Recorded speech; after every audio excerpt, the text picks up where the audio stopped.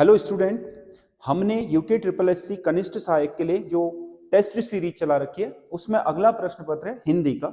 हम चाह रहे हैं कि जो आपका आगामी 19 जनवरी को पेपर होना है उसको लेकर के आपकी तैयारी और बेहतर हो, तो उसी को लेकर हम हिंदी में थोड़ा फोकस कर रहे हैं, क्योंकि हिंदी में ही सबसे ज्यादा बदलाव करे हैं यूके ट्रिपल एससी ने। तो उसको थोड़ा आप समझ सको और उसी हिसाब से अंतिम क्षणों में अपनी तैयारी को और बेहतर तरीके से और धारदार तरीके से आप तैयार कर सको और उससे आप अच्छे परिणाम प्राप्त कर सको, इसी को लेकर के हम आगे बढ़ रहे हैं। तो ये हमारा अगला टेस्ट पेपर है और हिंदी का है। इसमें हमने वो सारी चीजें सम्मिलित करने का प्रयास किया है जो यूके ट्रिपल एससी लेता है, जैसे पत्र हैं, पत्रिकाएं हैं, गीत हैं, उत्तराखंड के लोकगीत हैं, या उत्तराखंड की पर्वतीय पहाड़ी क्षेत्रों की जो कहावतें हैं, शब्दावलियां हैं, जौनसारी की, आपके कुमाऊनी की, गढ़वाली की, इस तरीके से आपका सारी चीजों को हम इसमें सम्मिलित कर रहे हैं। तो ये आपका पेपर आपको कैसा लगा आप हमें कमेंट करके जरूर बताइएगा। पहला क्वेश्चन है, मुंड पोखील आफी देखिए। ये कुमाऊनी की एक प्रसिद्ध कहावत है, मुंड पोखील आफी देखिए। मतलब मुंड का मतलब आपका मड़वा, अगर वो गिरेगा तो दिख ही जाएगा स्वयं, यानी कि कोई अगर चीज होनी घटित हो रही होगी तो वो स्वाभाविक तौर पर दिख जाएगी। ये है इसका कहने मतलब, जब कुछ होगा तो सबको पता चल ही जाएगा, इसका मतलब ये है। ठीक है, जैसे आपने कहा कि ये तो तू पास नहीं होगा, वो कह रहा है कि मैं होके दिखाऊंगा, तो आप कह रहे हैं उससे कि क्या मुंड पोखिल आफी देखी, मतलब हो जाएगा तो सबको पता चल ही जाएगा। ठीक है, ये है इसका मतलब। कुइया कण उल्टे लगे लागलो सुल्ट लगे। कहीं पर यह कहावत इस तरीके से कहा जाती है कि कुइया कण उल्टे लागलो और सुल्ट लगे, और कहीं पर कहा जाता है सिन्नुक पात उल्टे लागलो और सुल्ट लगे। क्योंकि कुइया मतलब एक पहाड़ी झाड़ी होती है जो आपकी बहुत कटीली होती है और उसका कांटा होता है इस तरीके से मुड़ा हुआ। अगर आप आगे से जा रहे हो तब भी वो आपको पकड़ लेगा, आप पीछे की तरफ जा रहे हो तब भी आपको पकड़ लेगा। इसीलिए बोलते हैं कि वो उल्टा भी पकड़ेगा और सुल्टा भी। ठीक है, उसका कांटा। वैसे ही जो आपका सिन्नु यानी कि बिच्छू घास की जो पत्ती होती है, ऊपर से छुओगे तब भी आपको डंक मार देगी, नीचे से छुओगे तब भी डंक मार देगी। तो कहने का मतलब यह है, जब किसी धूर्त व्यक्ति से पाला पड़ता है जो हर जगह से नुकसान पहुंचाता है, तब उसके लिए यह कहावत बनी कि कुइया कान उल्टे लगे लागलो और सुल्ट लगे, या सिन्नु पात उल्टे लगे लागलो या सुल्ट लगे। तो इसका मतलब क्या हुआ, आपका धूर्त आदमी हर तरफ से नुकसान पहुंचाता है। यह इस कहावत का अर्थ है। अगला क्वेश्चन है, निम्नलिखित में से किस एक जौनसारी शब्द का सही हिंदी अर्थ नहीं है? बौण, जंगल को हम तो बोलते हैं वन, ये बोलते हैं बौण, सही आंसर है। कोड़ा, कोड़ा। हलवे को हम लोग हलवा बोलते हैं, हल्लू बोलते हैं, हलवा। हमारे यहां क्या बोलते हैं?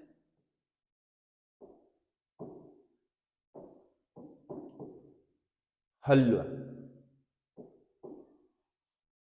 हलवा को हलवा बोलते हैं ऐसे। आपका यहां हलवा को क्या बोलते हैं? कोड़ा। खेदी, खेदी का मतलब भागना, मतलब दौड़ लगाना, भागना किसी, मतलब मैदान खेद कर निस गया, यानी कि मैदान छोड़ के चला गया, ये भी सही है। जिकुड़ी, जिकुड़ी का मतलब मकान। कुड़ी का मतलब तो मकान होता है, जिकुड़ी का मतलब नहीं। जिकुड़ी का मतलब होता है हृदय। तू मेरे जिकुड़ी में समा गए, ऐसे कोई गाने वगैरह बनते हैं तो वो उसमें जिकुड़ी का मतलब हृदय होता है, ना कि मकान। तो इसका डी सही आंसर होगा। निम्नलिखित पहाड़ी गानों को उनके गायकों से सुमेलित कीजिए। मोहना तेरी मुरलीबाजी बहुत फेमस पहाड़ी गाना है आपका, इसे गाया था प्रीतम भरतवाण ने। गुलाबी सरारा, आजकल खूब रील बनी इसमें, ये भी आपका खूब हिट हुआ, पता है आपको, गुलाबी सरारा। इंदर आर्य ने मैं पहाड़न, ये भी आपका एक बहुत हिट गाना है जो हाल ही में बहुत आपका चला था, ममता आर्य का। छोरी चंद्रा आपका रोहित चौहान का। तो इसका मतलब ए का 2, बी का 3, सी का 1 और डी का 4। 2 3 1 4, 2 3 1 4, सी सही आंसर होगा इसका। अगला क्वेश्चन है, कुमाऊनी में पानी के ऊंचाई से गिरने की आवाज को क्या कहा जाता है? तो कुमाऊनी में जब पानी ऊपर से गिरता है तो बोलते हैं पानी तड़तड़ है गए। तड़तड़, तड़तड़ का मतलब आपका पानी के गिरने की, जैसे पानी ऊपर से गिरेगा नीचे टकराएगा तो उस आवाज को हमारे यहाँ क्या बोलते हैं? तड़तड़ या तड़तड़ाहट। क्या बोलते हैं? तड़तड़ या तड़तड़ाहट। अगला क्वेश्चन है, निम्नलिखित में से कौन सा एक गढ़वाली भाषा के शब्द का सही अर्थ नहीं है? गढ़वाली भाषा के का सही अर्थ नहीं है भिड़। हमारे यहाँ जो आपका खेत का दीवार होती है, जिसे हम अंदर की साइड की, मतलब अंदर की साइड को कंस बोलते हैं, जो नीचे की साइड होती है तीर। सीढ़ीदार खेतों में क्या होता है, ऐसे होते हैं सीढ़ीदार खेत, ऐसे। तो ये साइड तो तीर कहलाती है, ये कंस। इसके साथ जो ऊपर के खेत के लिए जो सीढ़ी होती है या फिर जो आपका दीवार होती है, इसको बोलते हैं भिड़। क्या बोलते हैं, भिड़। सही आंसर है तप्पड़। जैसे कोई चौकस भूमि हो, ठीक है, जो भूमि क्या हो, चौकस हो, जिसमें उबड़ खाबड़ चीजें नहीं हो, ऐसी चौकस भूमि को तप्पड़ कहा जाता है, ये भी सही है। टिपुड़ी, खेत का ढलान। खेत के ढलान को आपका उराल कहा जाता है, किसी भी ढलान को हमारे यहाँ उराल बोलते हैं। टिपुड़ी का मतलब होता है कोई छोटी, जैसे मान लो ये खेत है, खेत के ऊपर कोई चट्टान ऐसे है, छोटी चट्टान जिसकी ऊंचाई कम होती है, उस छोटी चोटी वाली चट्टान को या चोटी को हम बोलेंगे टिपुड़ी। ये टिपुड़ी है बोलेंगे, यहां पर ये मिट्टी की टिपुड़ी है, यानी कि मिट्टी की छोटी चोटी है। तो इसका मतलब खेत का ढलान नहीं होता, यही सही आंसर है टिपुड़ी वाला। बाकी रॉ, रॉ मतलब नदी का गहरा भाग। नदी जिस हिस्से को ज्यादा गहरा काट देती है, उस हिस्से को रॉ बोलते हैं, ठीक है। तो ये आपका सही है। कौन सा एक शब्द गढ़वाली भाषा में पोटली का अर्थ नहीं है। पोटली मतलब पहले के जमाने में लोग अपने साजो सामान को एक कपड़े में बांध करके ले जाते थे, उसे पोटली बोलते थे। तो गढ़वाली भाषा में पोटली का मतलब डाली नहीं है। डाली तो टोकरी को कहा जाता है। टोकरी भी सामान ले जाने के लिए प्रयोग की जाती है, लेकिन टोकरी क्या होती है, खुली होती है। पोटली क्या होती है, बंद। इसीलिए डाली को या टोकरी को पोटली नहीं बोलते हैं, तो ये आपका सही नहीं है। कुटियारी, कुटियारी बोलते हैं इसको। फंची, फंची भी बोलते हैं, और बोदगी भी बोलते हैं। ये सब बोला जाता है, ये नहीं। तो इसका सही आंसर डल्ली होगा, जो आपका गढ़वाली भाषा में पोटली का अर्थ नहीं है। तीले धारू बोला का अर्थ क्या है। आपने देखा होगा कुमानी और गढ़वाली गानों में अक्सर इस तुकबंदी का प्रयोग किया जाता है, तीले धारू बोला। तो ये तीले धारू बोला का अर्थ क्या है।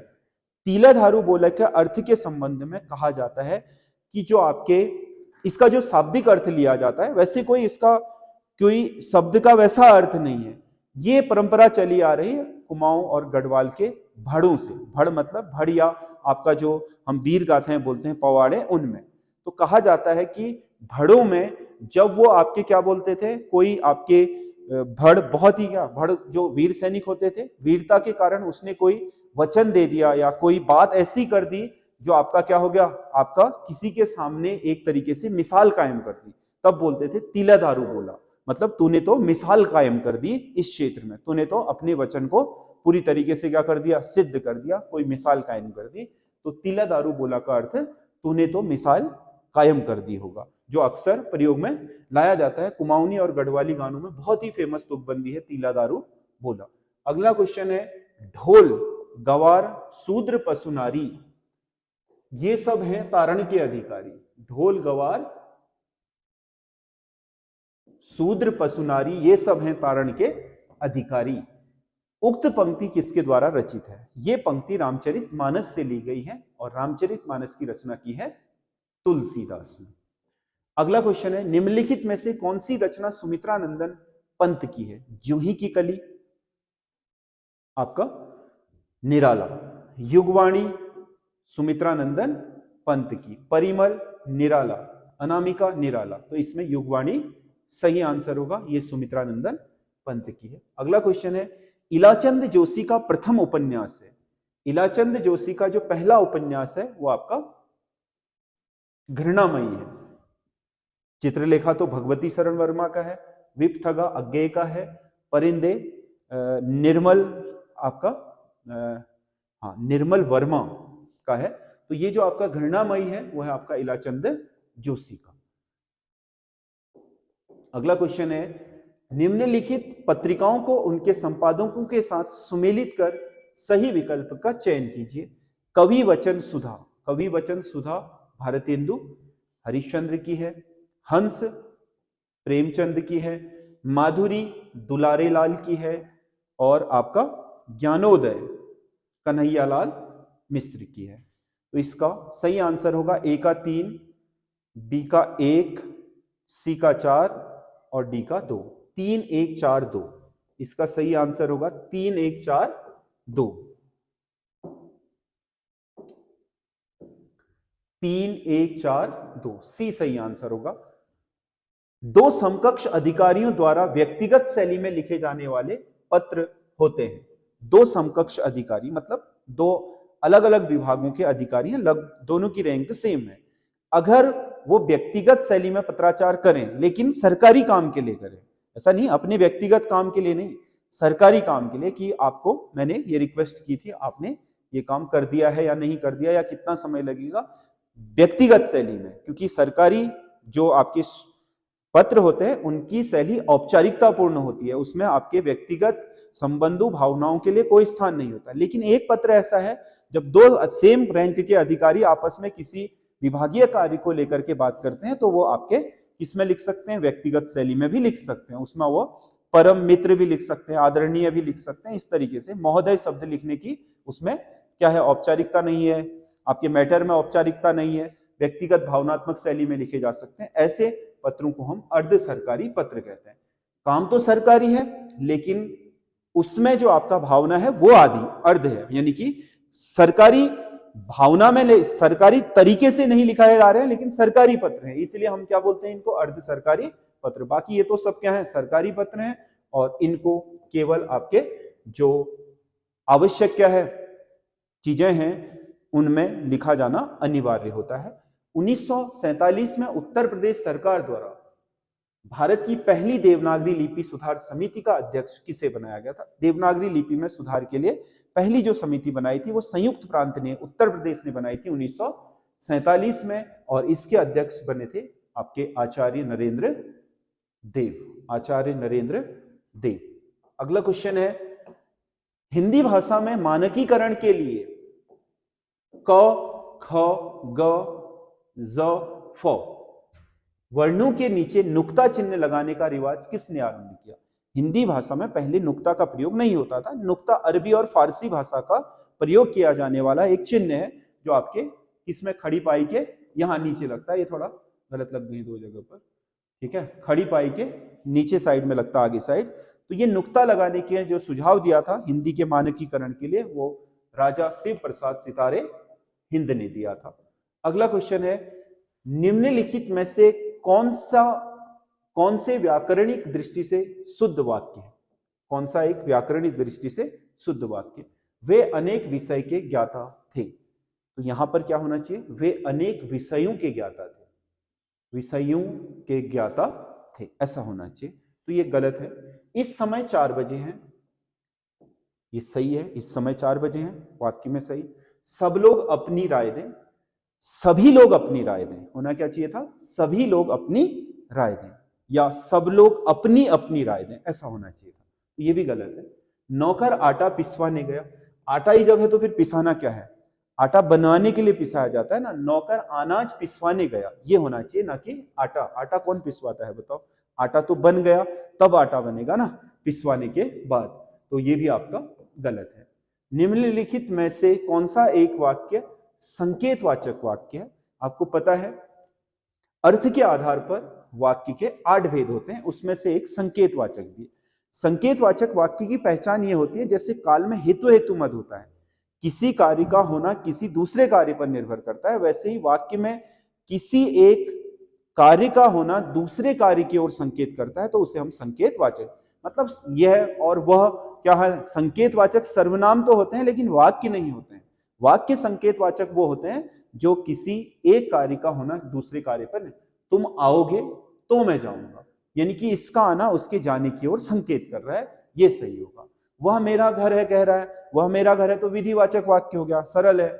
आप सफलता प्राप्त करो, इसमें एक तरीके की कामना है, ठीक है, तो ये इच्छावाचक वाक्य होगा। आप काम शीघ्रता से करो, इसमें ऑर्डर दे रहा है तो ये आज्ञावाचक वाक्य हो गया। तो ये आपका संकेतवाचक ये वाला होगा। अगला क्वेश्चन है, निम्नलिखित में से किस शब्द में नाम धातु क्रिया है? नाम धातु मतलब ऐसी क्रिया जो किसी संज्ञा, सर्वनाम या विशेषण शब्द से निर्मित होती है, उसे नाम धातु बोलते हैं। जैसे स्वीकारना, स्वीकार, उसने स्वीकार कर लिया। स्वीकार क्या है? एक भाववाचक संज्ञा है। तो स्वीकारना कैसी है? स्वीकारना क्रिया हो गई। स्वीकार तो आपका भाववाचक संज्ञा है, स्वीकारना क्या हो गई? क्रिया हो गई। तो कैसे बनी है? भाववाचक संज्ञा शब्द से। और जो भी संज्ञा शब्द से बनेगी वो आपका क्या होगी? आपका नाम धातु क्रिया होगी। लिखवाना, वाना, वाणी जिसमें आएगा वो क्या होगा? प्रेरणार्थक क्रिया। खटखटाना, खटखटाना, खटखटाना मतलब किसी भी तरह की आवाज, चाहे वो जंतुओं द्वारा निकाली जाती हो या किसी अन्य आपके क्रिया के कारण हो रही हो, उन्हें अनुकरणात्मक क्रिया कहा जाता है। तो खटखटाना अनुकरणात्मक है। और पढ़ना क्या है? ये तो धातु मूल से ही बनी है, मतलब यानी कि प्योर क्या है? क्रिया शब्द है, ये किसी से बना नहीं है। पढ़ धातु से बना है। पढ़ एक क्या है? धातु है। और क्रिया का मूल क्या होता है? धातु। ये धातु मूल से बना है, ये किसी अन्य से नहीं बना है। तो इसका सही आंसर ए होगा। वह स्वतः ही जान जाएगा, वाक्य में सर्वनाम होगा। वह स्वतः यानी कि खुद ही जान जाएगा। तो वह शब्द यहां पर आपके अन्य पुरुष या आपके दूर की चीज को बताने के लिए नहीं किया गया है निश्चयवाचक के लिए, बल्कि वह स्वतः यानी कि उसके अपने आप के लिए, उसके निजत्व के लिए किया गया है। तो यहां पर निजवाचक सर्वनाम होगा। अतियुक्ति, अतियुक्ति, अतियुक्ति शब्द में कौन सी संधि होगी? यह बना है अति धन उक्ति से। इस शब्द का अंत हुआ छोटी ई में अति और आरंभ हुआ ओ में, तो यह बन जाएगा यू। तो इसमें आपका औ की जगह ही रहेगा। तो में से मात्रा हट गई है तो आधा हो गया, और ई और उ का यू बन गया है, और ये अतियुक्ति हो गया। जब पहले पद का अंत ई, उ या री में हो और दूसरे पद में कोई अन्य स्वर आए, तब ई का आपका य, उ का व और री का र बन जाता है। तो वहां पर होती है आपके यण संधि। ये आपके 20 क्वेश्चन है। आपको कैसे लगे हिंदी के, आप हमें कमेंट करके जरूर बताइएगा। और अंतिम दिनों में अपनी तैयारी को ज्यादा सशक्त ढंग से कीजिए। जितना भी पढ़ा है उसे कम से कम, ज्यादा से ज्यादा उसे आपके रिवीजन करिए। कम से कम 7-8 बार और कर दीजिए रिवीजन। जरूर आपको उसका बहुत बेहतरीन परिणाम मिलेगा। और इसी के साथ मैं अपना वीडियो समाप्त कर रहा हूं। धन्यवाद।